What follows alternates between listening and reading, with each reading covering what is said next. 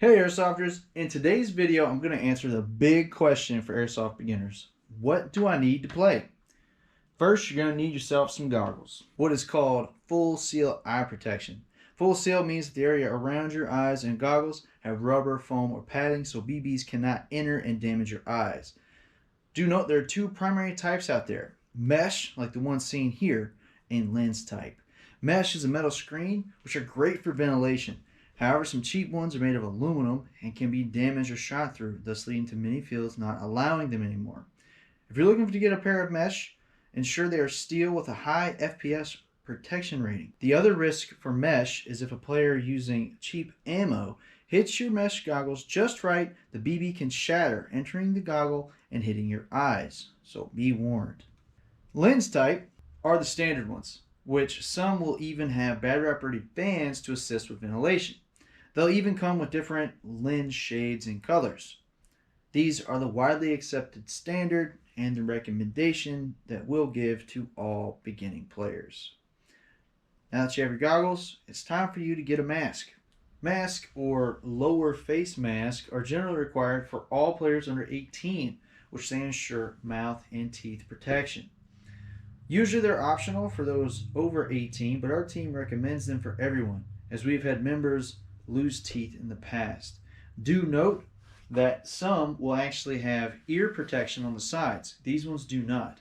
Ear, nose, and mouth protected mask might be required for those under 18. Make sure you check up on the field you play at for those details. The next little piece of safety gear you're going to need is a dead rag. This is a red rag or brightly colored rag that you'll pull out when you get shot. This basically tells other players, "Hit! Dead man walking." Now, it's time to pick a weapon. And this is all up to player choice, guys. We're going to go over all the basics. First on our list is a sniper, which is simply meant to be a long-range weapon, point, fire, one shot, one kill, stealthy weapon. These days, you'll see a ton of these guys out there. And then, of course, we've got our shotgun, which has got to be one of the best CQB weapons out there. Point, shoot, and everybody in your way is going to get hit with a spray of BBs. Very fun. And then we've got our assault rifles, which is a great all-around weapon. And one of the probably most common things you're going to see out at the battlefield. Just about everybody's got one of these. Made to push and tons of modification options. Next on our list, of course, are heavy weapons. Heavy weapons like a M60 or an M249 are made to be suppressive masters. 5,000 round drum clip, just bring the pain. And then of course we've got our pistols, which I know you're used to these guys. Small sidearms, and in fact some other weapon classes like sniper and heavy weapons actually require sidearms, just in case enemies get too close to you so you don't put a hole through them. So that's the basics, right? What types are really out there? But honestly guys, you need to also think about the internals of the weapon. What's powering the weapon for your shots, right?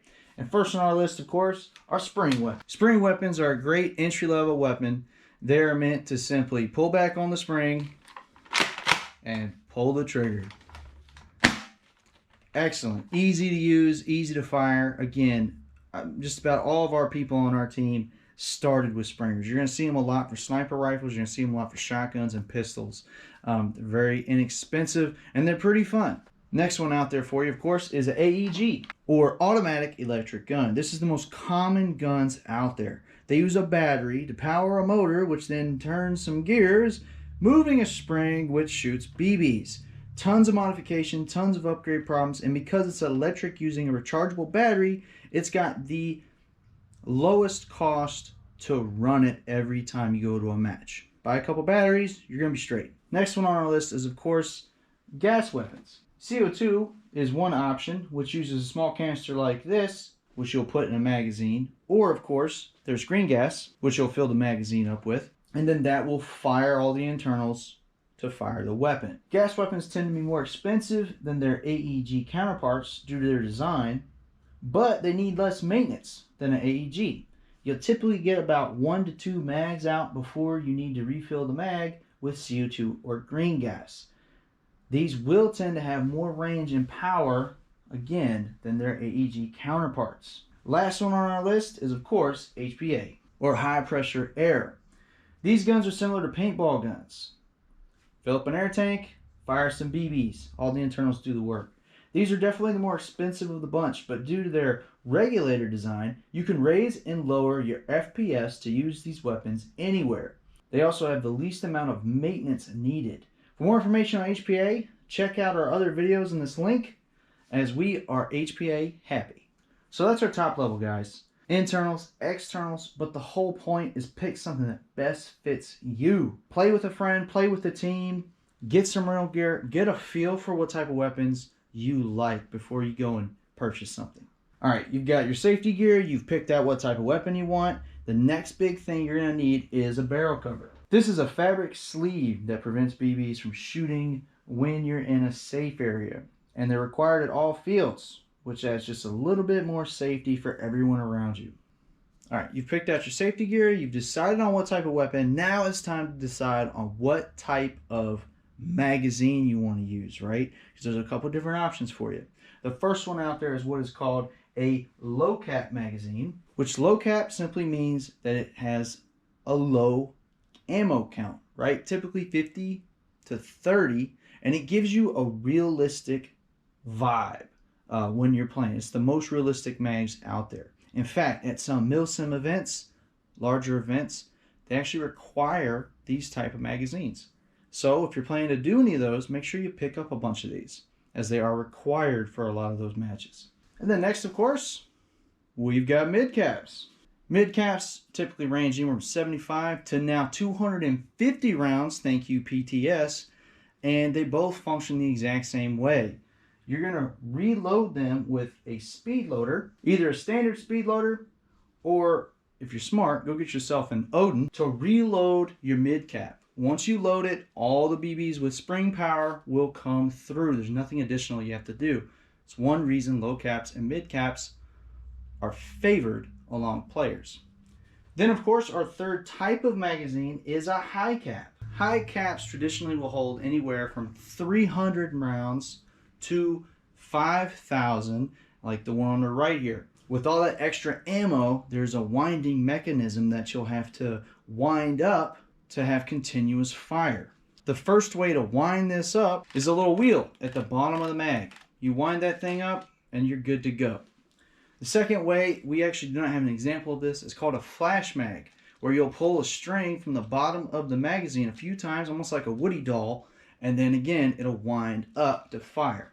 The final way is the easiest way, and that's the electric magazine with just a simple button and you're ready to rock and roll. Some of the electric ones can have a sound activated setting, so it'll even wind up automatically for you when it knows you're getting low. Tons of options available for your high cap. Do remember, some fields will restrict high cap to only support class weapons. So again, check out the field you're playing at before you go buy a 5,000 automatic drum mag. You might not be able to use it at certain fields. So you have a gun and a magazine, you got your safety gear. Now you're gonna need a place to store everything, right? And a lot of players will go and get some sort of vest. One lightweight option for you, simple thigh holster, guys. Mole thigh holster, you put it right on your side, you're ready to rock and roll. Some people will get belt holster, belt rig, suspenders, lightweight. If you want to go a little bit heavier, you can get yourself a full-blown tack vest. It can be a little heavier, but it's completely customizable. You can put any number of pouches on it. Everything is modular. You can do whatever you want. Backpacks, camel packs. Now, one thing to note, that with the full-fledged vests like this, you're also giving yourself some added padding for the wonderful hurt that you could potentially have. So there's another bonus of having something like that. Well, there we go, guys. We've got ourselves a new guy that has picked safety equipment, picked a gun, got a vest. He's ready to rock and roll. Hopefully this is a little fun for you, a little bit informative. If any of you have questions on getting into the sport or what to buy or how to get it, please reach out to us, United Richmond Airsoft on Facebook. We will always help you guys get into the sport, as this is one of our passions. Now, thanks for watching, and as always, See you on the field.